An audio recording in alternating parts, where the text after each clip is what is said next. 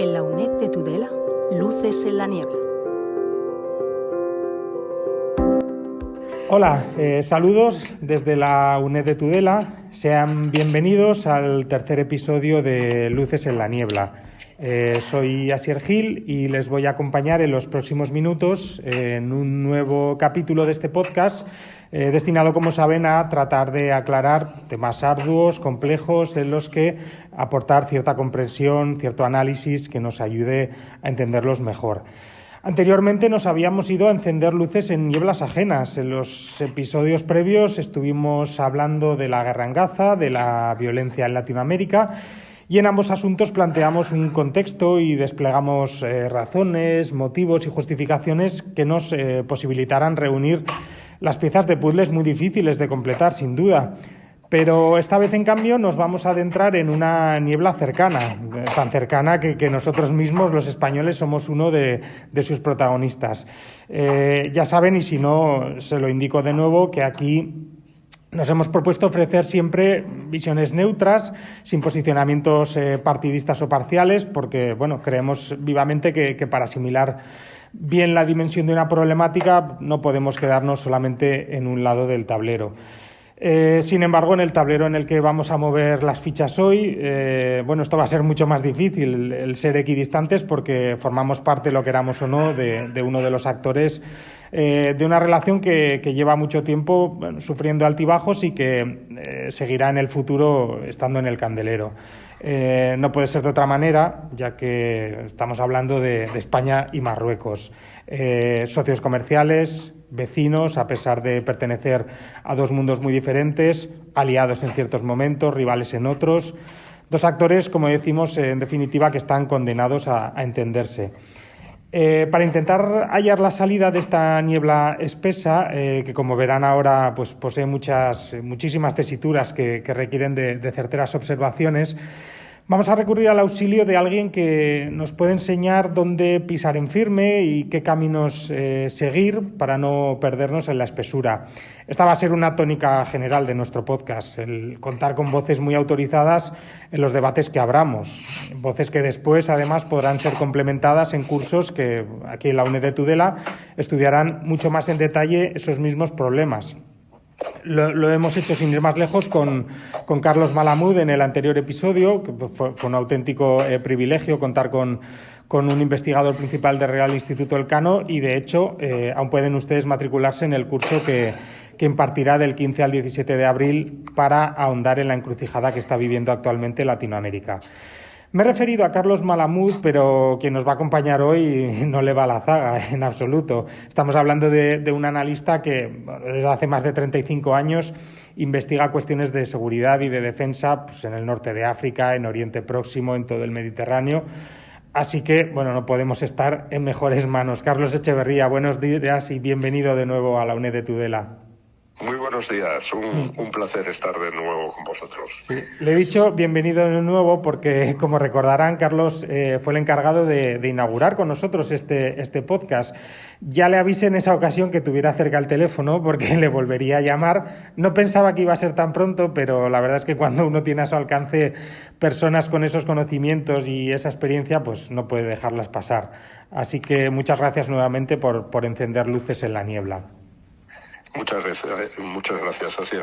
Carlos es profesor de Relaciones Internacionales en la Facultad de Ciencias Políticas y Sociología de la UNED y les cuento que ofrecerá entre los días 25 y 26 de abril un curso en el que se explayará en la coyuntura que vamos a abordar hoy, las relaciones entre España y Marruecos. Las matrículas ya están abiertas y os recomiendo intensamente que no perdáis esta oportunidad porque es un lujo asomarse a sus conocimientos. Carlos, había comentado en la introducción que nos metemos de lleno en una niebla propia en la que nosotros los españoles somos actores protagonistas. Por tanto, nuestra visión va a estar indefectiblemente sesgada, sobre todo al tratarse de una relación un poco asimétrica en la que puede dar incluso la sensación en un primer vistazo de que los dos jugadores no están poniendo todas sus cartas sobre la mesa. Quiero empezar precisamente por este aspecto. ¿Crees que nos encontramos ante dos países que juegan el mismo juego, que respetan las mismas leyes o las mismas dinámicas? No, lamentablemente no es así. Marruecos se comporta, digamos que en algunos aspectos que vamos a desmenuzar ahora, de forma, digamos que inapropiada, muchas veces irrespetuosa, pero siempre desde una posición que quiere presentar a quien quiera creérselo de víctima, de inferioridad, es decir, como si esa vecindad, en esa vecindad España tuviera que seguir haciendo concesiones, por así decirlo, ¿no? Nunca son suficientes, sean territoriales, sean económicas, sean diplomáticas. Es, por tanto, una vecindad incómoda, compleja, pero que requiere, como muy bien decías, de un análisis particularizado de los distintos aspectos, o al menos de los más importantes. A mí me gusta siempre afrontar estos temas complejos comenzando con un análisis sobre sus orígenes. Creo que el ver de dónde venimos nos puede ayudar mucho a la hora de asimilar dónde estamos y, bueno, más importante todavía, hacia dónde nos dirigimos. Pero en este caso me parece más adecuado dividir esta relación entre España y Marruecos en 4 o 5 bloques temáticos y en cada uno de los cuales, bueno, ya podremos fijar los precedentes y yo creo que todo ello nos permitirá también al final obtener una fotografía, bueno, lo más fiel posible de cuál es esta realidad. ¿Qué te parece, Carlos, si arrancamos con un asunto capital, que es el de los terrenos que España posee en suelo africano? Hablamos, claro, de Ceuta y Melilla, pero bueno, también hablamos de Perejil, de Chafarinas, hablamos de las islas de Alhucemas, de Vélez de la Gomera. Son territorios de los que, bueno, España nunca ha negociado su soberanía, bueno, ya que forman parte de los reinos cristianos pues desde la época de la Reconquista, es decir, muchísimo antes de que existiera Marruecos como Estado. Sin embargo, sí que esos territorios forman parte de la idea del Gran Marruecos que tiene el país vecino. ¿Crees que esas reivindicaciones van a ir a más en el futuro? Sí, lamentablemente van a ir a más porque lo que Marruecos considera su déficit territorial, que lo define no solo en relación con España, también con Argelia en cuanto a los tiempos actuales, pero en el pasado lo ha llegado a definir también en relación con Mauritania, incluso con el norte de Malí. Es decir, es una ambición territorial basada en una interpretación según la cual Marruecos no está donde debe en términos territoriales. Claro, esto es un planteamiento, es la posición de una parte, pero que choca, como muy bien decías, con la historia, con el derecho y con toda una serie de argumentos que son mucho más sólidos de la parte española. Pero como a la vez estamos en una frontera, que es una frontera también económica entre Europa y África, entre Occidente y el mundo árabe-musulmán, islámico, etcétera, es muy fácil tergiversar el discurso y aparecer, como le gusta a Marruecos, aparecer como víctima, lo que decía en mi primer comentario. Es decir, como se le debe algo por agravios históricos, estas reivindicaciones territoriales deben de ser asumidas. Y el problema, y de ahí que sea muy importante organizar cursos como este, y os lo agradezco vivamente, el problema es que hay gente que se deja embaucar por esos planteamientos porque en principio parecen incluso cargados de elementos de convicción, pero no es así. ¿De dónde vienen estas reivindicaciones de Marruecos en esos territorios que como decimos, nunca, bueno, desde hace muchísimos siglos han pertenecido a España y antes de que fuera España, pues reinos cristianos, ¿no?, en la Reconquista? Claro, efectivamente, es decir, que ahí no hay títulos históricos y jurídicos de sobra. Lo que ocurre es que Marruecos utiliza dos argumentos. El primero podemos considerarlo estético, ahí me gusta calificarlo de estético. Es decir, hay quien se asoma al mapa y ve el estrecho de Gibraltar, al norte la península ibérica, al sur el continente africano, y a algunas personas les parece, pues digamos que poco aceptable o que puede ser discutible el que haya territorio español y territorio que es también comunitario de la Unión Europea al otro lado del estrecho. Es decir, que ahí está la dimensión, llamémosla, estética. La otra es un argumentario que Marruecos utiliza también desde su independencia, basándose en las hondas raíces que es bien cierto que tiene no tanto el Estado como el poder en Marruecos. Es una dinastía, no lo olvidemos, que además utiliza como punto de apoyo para ellos importante en términos de legitimación, de descender del profeta Muhammad. Hay, por tanto, ahí un doble asidero, el dinástico y el religioso. Como echan la vista atrás en esos términos, consideran, vamos a jugar un poco ya con el mapa africano, que todos los vínculos comerciales, los vínculos humanos, las caravanas, las relaciones de tipo religioso, le dan a Marruecos argumentos suficientes para reivindicar territorios en ese suelo africano. Y eso históricamente ha planteado el problema con Mauritania. Marruecos no reconoció a Mauritania hasta 10 años después de que ese país también magrebí alcanzara la independencia. Marruecos ha llegado a considerar incluso que el norte de Malí debería de formar parte del Gran Marruecos, porque las caravanas que iban hasta Tombuctú desarrollaban ese tipo de vínculos, no solo comerciales, sino también diplomáticos e incluso religiosos. E incluso ha mirado al río Senegal. Y por supuesto el Sáhara Occidental, que es un territorio no autónomo, aún a día de hoy, pero que para Marruecos tiene que acabar siendo un territorio nacional marroquí.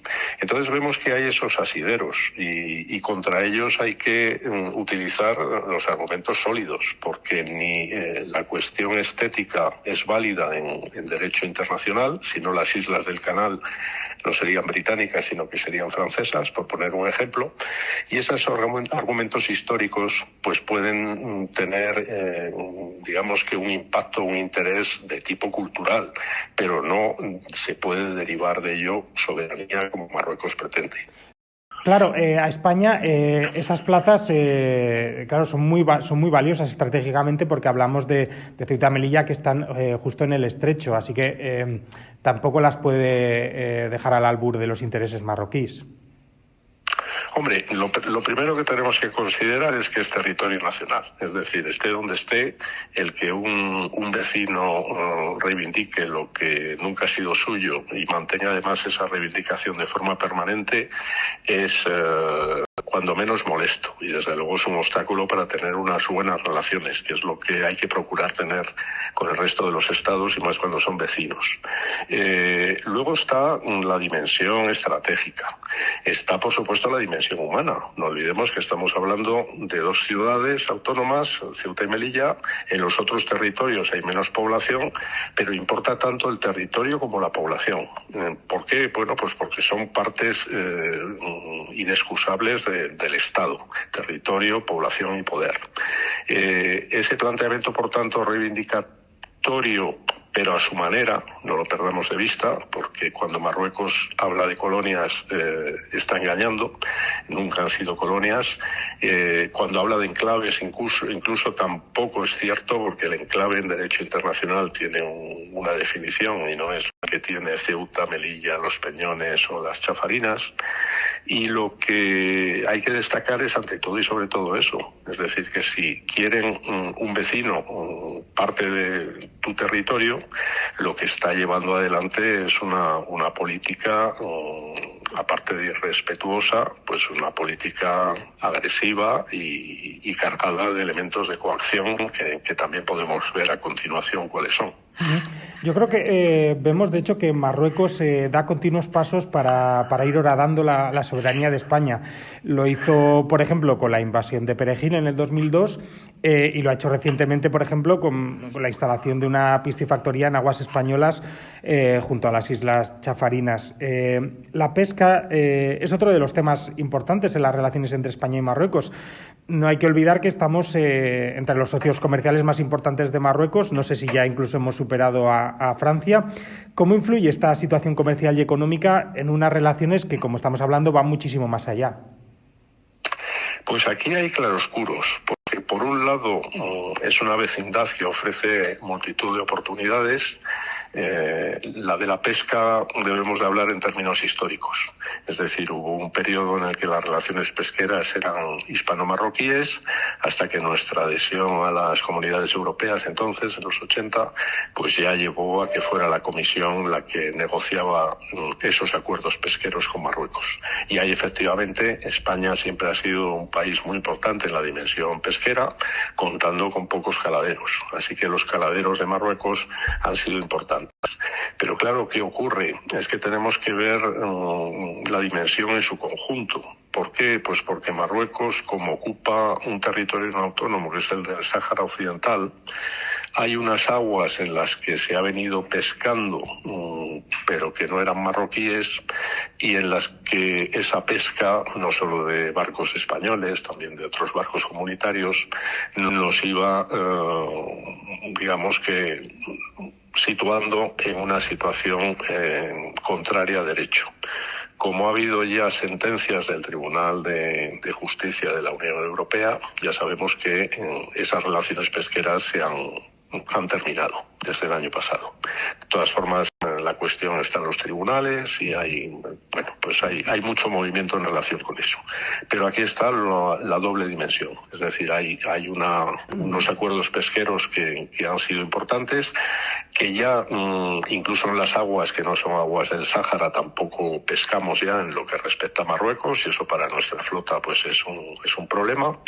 Y hay una dimensión que es también la del resto de las actividades económicas, que en relación con Marruecos son importantes, porque Marruecos al final es un país africano, árabe, musulmán, que lo podemos ubicar en el tercer mundo, pero que tiene una dinámica económica potente y que lleva a que un vecino inmediato como es España, también otros países de la Unión Europea, tengan muchas expectativas y muchos intereses en ese país. En lo que respecta a la pesca, quiero insistir en esa doble dimensión, la importancia de lo que ha sido la actividad tanto bilateral como a nivel comunitario, pero el obstáculo muy importante, porque está ahí y no se puede solucionar políticamente, de las aguas saharauis, de las aguas del antiguo Sáhara español, del Sáhara Occidental. Pero claro, es muy interesante esto que comentas, porque es lo que dices, ¿no? Es un vecino, es un socio comercial que puede ser muy interesante, pero claro, cuando en unas relaciones va mucho más allá de la economía, hay muchos otros factores a tener en cuenta, y hay muchas actitudes que no pueden ir acordes a ese vínculo comercial, pues es muy difícil, ¿no? Llegar a acuerdos. Claro, de hecho no se puede sostener un acuerdo pesquero. Hablo de España y de la Unión Europea, porque no olvidemos que en esas aguas están pescando ahora mismo multitud de países. Es decir, está pescando Rusia, está pescando China, pero bueno, ellos lo hacen, digamos que en contra del derecho internacional, y también, todo hay que decirlo, actuando dentro de lo que es la dinámica que el propio Marruecos genera, que es que con su presión en relación con la ocupación del territorio y de la gestión de las aguas, trata de convencer poco a poco al resto del mundo de ese principio de la marroquinidad del Sáhara. Y hay actores internacionales que van entrando en esa dinámica de ese reconocimiento. Pero hoy por hoy, en términos jurídico-internacionales, y además para un país, en el caso de España, es doblemente importante el tener esto en cuenta, porque seguimos siendo la potencia administradora de ese territorio no autónomo. Esa categoría no la hemos perdido por haber tenido que salir del Sáhara como tuvimos que salir en febrero de 1976. Entonces, aparte de la necesidad de respetar el derecho, tenemos también que asumir que, siendo potencia administradora, nuestro comportamiento debe de ser aún más ejemplar. Lo has citado ahora mismo y es desde luego uno de los temas que teníamos que tratar, porque es asunto trascendental, ¿no? El del Sáhara Occidental. Desde que España saliera de allí, después de la Marcha Verde, ¿no?, de más de 350.000 civiles que estaban escoltados, eso sí, por miles de soldados marroquíes, los diferentes gobiernos españoles habían mantenido, podría decir, una posición similar en cuanto al futuro de ese territorio, pero Pedro Sánchez pues varió esa hoja de ruta recientemente apoyando los planes de soberanía de Marruecos. ¿A qué crees que se debió ese movimiento? Pues sinceramente no hay, digamos, que una respuesta clara. Hay muchas hipótesis, pero lo importante es lo que tenemos delante, ¿no? Que es la carta y sobre todo el considerar que la solución de la autonomía para el territorio es la más apropiada o la más, digamos, que posible de implementar. Esto, cuando lo afirma cualquier Estado, está obviamente asumiendo que la ocupación de un territorio, como hizo Marruecos, ilegalmente se puede y se debe aceptar, pero si el que lo hace es la potencia administradora, vuelvo a lo que contestaba antes en relación con la pesca. Es decir, que nos coloca en una situación mucho más incómoda que la que pueda tener otro país que acepte el principio de la marroquinidad del Sáhara. Por tanto, estamos en una situación con consecuencias desde que se hiciera pública esa carta. Otro tema también es cómo se hizo pública y demás, que añade elementos, digamos, de criticables. Pero nos coloca en una situación muy incómoda, no solo porque las relaciones con Argelia se hayan visto afectadas, porque obviamente Argelia es parte, digamos, que en este conflicto, en este asunto, y quien considere que con ese cambio de posición se consiguen ventajas en los otros capítulos delicados siempre de las relaciones con Marruecos, se equivoca, porque la experiencia nos lo está demostrando. Tenemos cuestiones como los flujos migratorios irregulares y, sobre todo, volvemos a lo que también comentábamos antes. Si alguien creía que la reivindicación territorial de Marruecos iba a desaparecer o se iba a ver modulada por ese paso dado por lo que se refleja en esa carta, se equivocaba doblemente.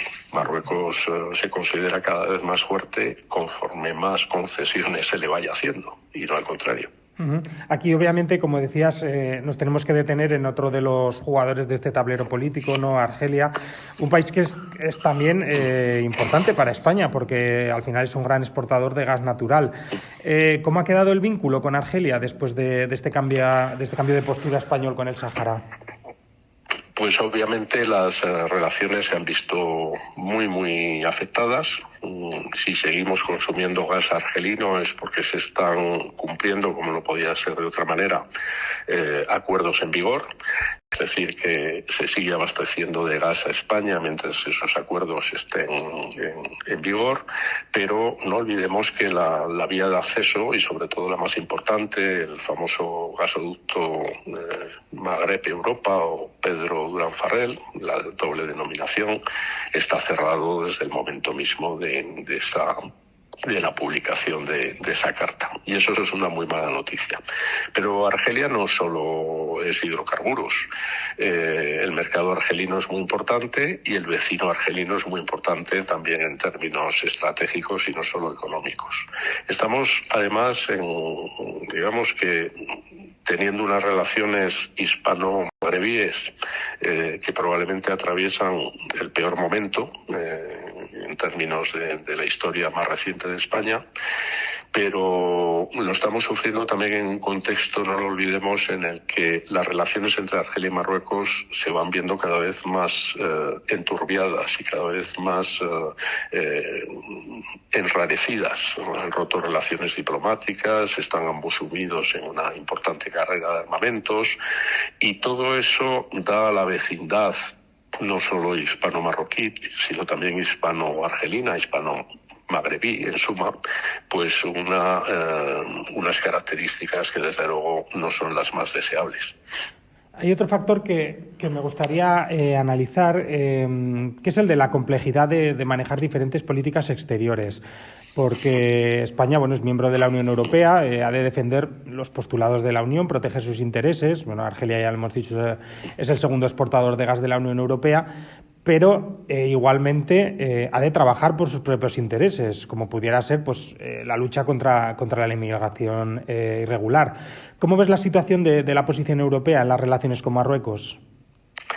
Pues es otra pregunta muy importante, porque, bueno, aunque es bien cierto que la Unión Europea es una organización supranacional, la única que existe en el mundo, es decir, que los Estados ceden soberanía en algunas dimensiones, cosa que no ocurre en ninguna otra organización internacional. En lo que respecta a la política exterior y a la política de seguridad y defensa, es decir, a las políticas de soberanía, los Estados siguen y seguirán teniendo su capacidad de maniobra. Y esto es importante que no lo perdamos de vista. Es decir, que el interés nacional español, quien lo tiene que defender ante todo y sobre todo es el Estado español. En la política exterior y de seguridad común, en la política energética, los intereses, llamémosles europeos, aparte de los propios, están bien definidos. Bueno, están quizás cada vez mejor definidos, pero sin tener una definición en términos de soberanía. Y además aquí lo que entra en juego también cuando hablamos de la Unión Europea es la dimensión de las vecindades, que no es solo una. La vecindad sur es importante, pero la vecindad este es aún más importante, y más en tiempos de guerra como los que sufrimos desde febrero de 2022. Lo que quiero decir con ello, y volviendo a la pregunta, los flujos migratorios irregulares, etcétera, el sur es ante todo y sobre todo materia de los estados miembros que tienen esa vecindad, que en el caso además de España es vecindad terrestre.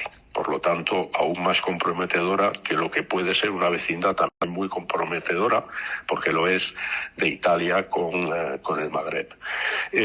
Por tanto, la cuestión migratoria y sobre todo lo más importante aquí es volver de nuevo a cuál ha venido siendo la praxis marroquí a la hora de gestionar la dimensión migratoria y sobre todo los flujos irregulares. Marruecos es, junto con Turquía y con Bielorrusia, son tres estados que han demostrado y siguen demostrando que no tienen ningún pudor a la hora de manejar esos flujos migratorios, es decir, manejar a las personas para obtener ventajas políticas, de política exterior. Y claro, eso nos lleva a una situación tremendamente compleja, porque no solo tenemos en relación con Marruecos la vecindad en el Mediterráneo, sino que volviendo a lo que acabamos de explorar en el Atlántico, que es por supuesto la costa marroquí, hasta donde llega la soberanía de Marruecos, pero también la costa del Sáhara Occidental, porque Marruecos ocupa el 80% del territorio del Sáhara Occidental, que incluye toda la costa. Y desde ahí también surgen o parten flujos migratorios irregulares.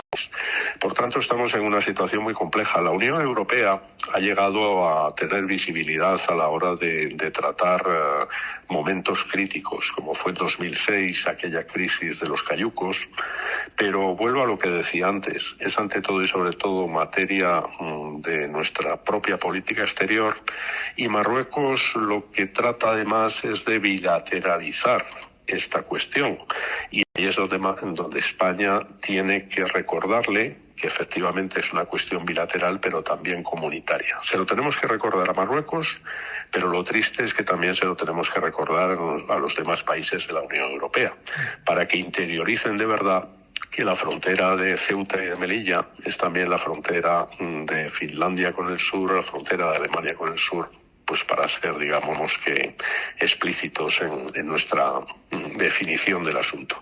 Has entrado en uno de los bloques más importantes que quería preguntarte también, el de la inmigración irregular, que es obviamente pues uno de los puntos más importantes, como decimos, de las relaciones entre España y Marruecos. Este último debiera controlar esos flujos migratorios, pero ya lo has dicho, visto desde la posición española, pues da la sensación de que muchas veces está empleando esta situación como una herramienta de presión. Sin ir más lejos, recordamos poco después de que atendiéramos en el 2021 en un hospital de Logroño al líder del Frente Polisario, a Brahim Ghali, que al final es uno de los enemigos principales de Marruecos. Se produjeron poco después asaltos masivos a las vallas fronterizas. Tenemos el aciago recuerdo de Melilla, ¿no?, con esas 23 personas que murieron en el 2022. no podemos negar al final que Ceuta y Melilla son las puertas de África a la Unión Europea, que son zonas muy estratégicas, puntos muy clave. ¿Cómo gestiona Marruecos este tema y cómo lo gestiona también España? Pues como en ocasiones se ha dicho, en esta partida Marruecos suele jugar con las blancas y España con las negras, ¿no? Es una metáfora que permite a nuestros oyentes entender perfectamente cómo funciona esta dimensión. Es decir, Marruecos lleva la iniciativa, la gestión de los flujos, y cuando hablamos de la gestión de los flujos, sobre todo la que nos preocupa es la gestión negativa, o hostil, por así decirlo. Es decir, permitir que flujos más o menos importantes de personas, vuelvo a lo que decía antes, estamos hablando de seres humanos y por tanto su seguridad y su integridad se pone en juego sin ningún pudor. Pues esos flujos se manejan como se manejaron, por ejemplo, en el contexto de post-Gali, lo que evocabas de lo que fue el tratamiento médico del secretario general del Frente Polisario en Logroño, y la reacción marroquí en esa invasión, porque ese término es correcto para hablar de más de 12.000 personas que entraron en pocas horas en Ceuta, es decir, en el territorio de otro país, de forma ilegal. Ese fue un reflejo, pero en 2006 hubo otro, cuando a raíz de la visita de sus majestades los reyes a Ceuta y Melilla, pues Marruecos también lanzó, o digamos que aflojó el control de la frontera para que entraran flujos de irregulares. Es, por tanto, una situación tremendamente incómoda que se podría revertir. Claro que se podría y se debería revertir, en el sentido de que el Estado, España, pero no solo el Estado, sino también la Unión Europea, tuvieran unos planteamientos, digamos que más exigentes en relación con ese país para tratar de evitar que ese país lleve adelante las políticas que lleva. ¿Se podría hacer? Pues volvemos al principio de todo. Hemos empezado hablando de Marruecos como vecino de Europa y de España. Para Marruecos la Unión Europea es importantísima. Es una dimensión del mundo para la que Marruecos tiene también una definición particularmente ambiciosa. Llegó incluso a solicitar la adhesión a las comunidades europeas en el año 86. Y de la Unión Europea Marruecos recibe muchísimo, no solo fondos financieros, sino también muchísimas facilidades comerciales, y también vende día a día una imagen positiva. También utiliza herramientas híbridas para presionar y realizar labores de lobby, pero lo que voy es que Marruecos no puede, digamos que, aceptar que esa dimensión de sus relaciones exteriores, le hace Europa, Unión Europea, se puedan ver afectadas en algún momento negativamente. Y ahí es donde España y la propia Unión Europea tiene y debería de utilizar una ventana de oportunidad para, con esas exigencias de buen comportamiento como buen vecino, se pueda conseguir que se reduzcan esas actitudes, que no lo olvidemos, en la supuestamente nueva relación entre España y Marruecos a raíz de esa carta y de ese cambio de posición. Cuando hacemos balance, no hemos ganado gran cosa en lo que respecta a la seguridad de nuestras fronteras meridionales. También me gustaría hablar sobre la evolución de las posturas de ambos países. Ya nos hemos detenido en la de España, como acabas de mencionar.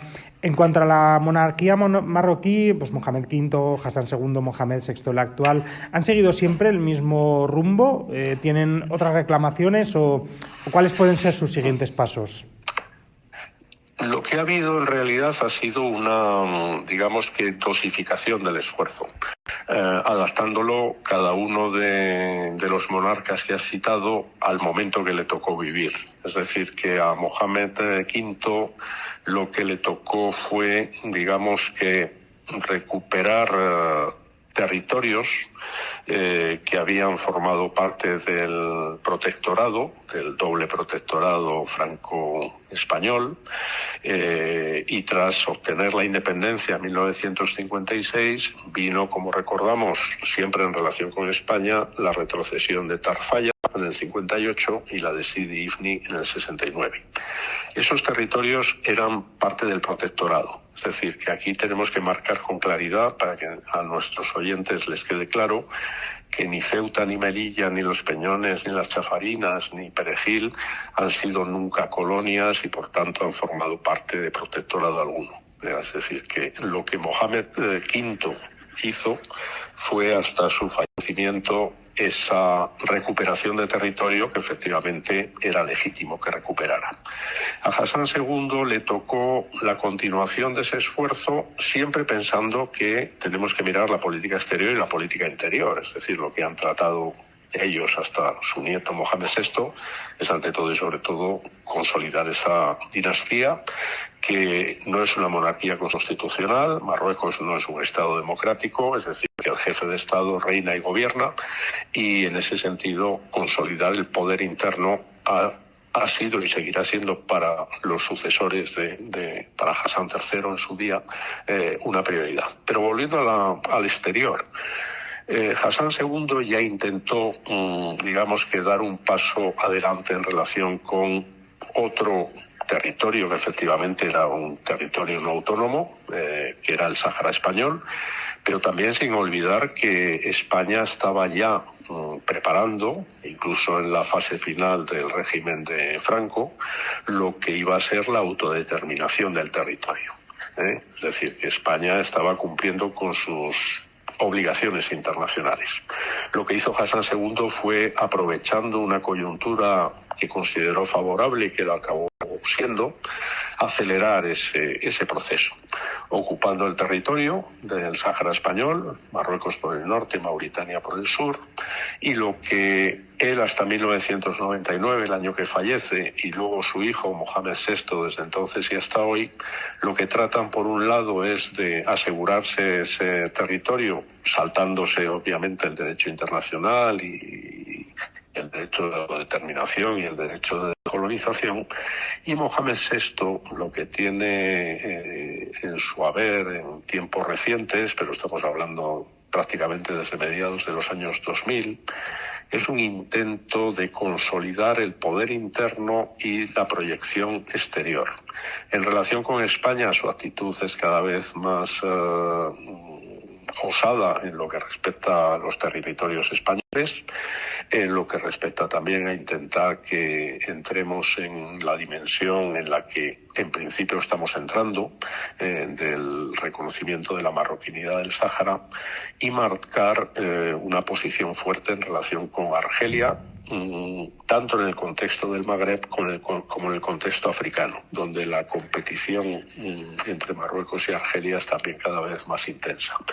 Entonces, resumiendo la contestación que te he dado, hay una compartimentación en cada uno de los monarcas, obedeciendo a la época en la que reinaron, pero siempre teniendo en cuenta que hay una línea ascendente en cuanto a las ambiciones, las aspiraciones y una política exterior cada vez más incisiva y, por tanto, más incómoda para un vecino y, sobre todo, para un vecino como es España. Da la sensación de que se trata de un actor que desde luego tiene paciencia y que siempre está intentando dar un paso más, ver hasta dónde puede horadar la soberanía española, por ejemplo, en los territorios de los que hablamos, saltándose las leyes internacionales, como dices, pero un poco siempre sin que España se ponga firme, ¿no? Siempre a ver hasta dónde puede tensar esa cuerda. Sí, en esa actitud de tanteo, vamos a llamarla así, la ocupación de Perejil fue un buen ejemplo de tanteo, ¿no? En el año 2002. Y ahí sí se manifestó con claridad la voluntad política del gobierno español de entonces. Es decir, que ante una actitud hostil como fue aquella, se resolvió expulsando a los ocupantes y volviendo a un statu quo que, bueno, es un statu quo que puede parecernos extraño, pero que es el más conveniente en relación con un territorio como es el islote Perejil. Antes aludiste a lo que fue también otro tanteo y que lo sigue siendo, que son las instalaciones que son burdas, pero que son instalaciones al fin y al cabo de una pequeña piscifactoría en aguas de Chafarinas. Ahí ese tanteo hoy por hoy no está resuelto, es decir, en lo que son aguas españolas no debería de situarse y sobre todo de mantenerse una instalación así. Pero vuelvo a lo que decía, es jugar con blancas, jugar con negras y estar continuamente manteniendo una presión. Estos son estrategias híbridas, es la creación de una zona gris, como la calificamos en estudios geopolíticos y de seguridad y defensa, y en esa actitud es en la que está Marruecos, jugando efectivamente con el tiempo, porque es una dinastía, aparte de la cultura árabo-musulmana del país y de sus dirigentes, es una aproximación dinástica a los objetivos de política exterior, y España lo que debe de tener es una definición muy clara de sus intereses, de todos, una definición muy clara de una estrategia para defenderlos, y como ocurre siempre a la hora de definir el concepto de disuasión, las capacidades, la convicción y la comunicación. Es decir, que Marruecos sepa que tenemos las ideas claras y que no estamos dispuestos a ceder a presiones, sean de un tipo o de otro. El problema puede ser que no siempre demos esa sensación, ¿no? Lo hemos dicho ahora, siguiendo el símil de la partida de blancas y negras, con el enroque que hemos podido hacer con el cambio de postura con el Sáhara. ¿Qué podemos esperar ahora de Marruecos después de esa cesión que ha hecho España? ¿Qué posición puede adoptar el Reino alauí? Pues seguirá en su dinámica habitual. Además es bueno que estemos hablando en este momento por lo reciente de una de sus últimas maniobras, de una de sus herramientas híbridas. Me estoy refiriendo a esta manifestación dirigida a Naciones Unidas por la Asociación Marroquí de Derechos Humanos hace menos de 2 semanas, en la que aludía a esas supuestas colonias que son los territorios españoles del norte de África, pero incluyendo también las Islas Canarias. Fijémonos que muchas veces cuando se habla de Ceuta y Melilla, los Peñones, etcétera, hay españoles que no tienen aún las ideas claras sobre la pertenencia y la solidez de los argumentos españoles, ¿no? En cuanto a que esos territorios pertenecen a España. Y se considera que lo de Canarias es otra dimensión en la que la claridad de ideas está ahí y los peligros no existen. Bueno, pues esas herramientas híbridas, una supuesta ONG, en un reino como Marruecos, cuando hablamos de ONGs, no estamos hablando de lo mismo que cuando hablamos en un país democrático como es España o cualquier otro país europeo de ONGs. Son, en el caso marroquí, herramientas teledirigidas por el poder y con una clara división del trabajo para en unos momentos utilizar ese poder blando y en otros momentos actitudes, digamos, que más rígidas o más o propias de órganos más claros y más contundentes. La reivindicación de Canarias es digamos que motivo de preocupación, o debe de serlo, por supuesto. ¿Por qué? Pues porque, resumiendo todo lo que estamos comentando en este avance de lo que es el curso, en este podcast, la ambición de Marruecos es muy clara, y sobre todo la convicción del poder marroquí, pero también de buena parte de la ciudadanía y de la clase política, esa convicción es clarísima. Por tanto, frente a esa convicción, lo que necesitamos es reforzar la convicción española y europea en cuanto a cuáles son nuestros intereses y por qué debemos defenderlos con claridad en todos los frentes. Está claro, seguiremos esa evolución.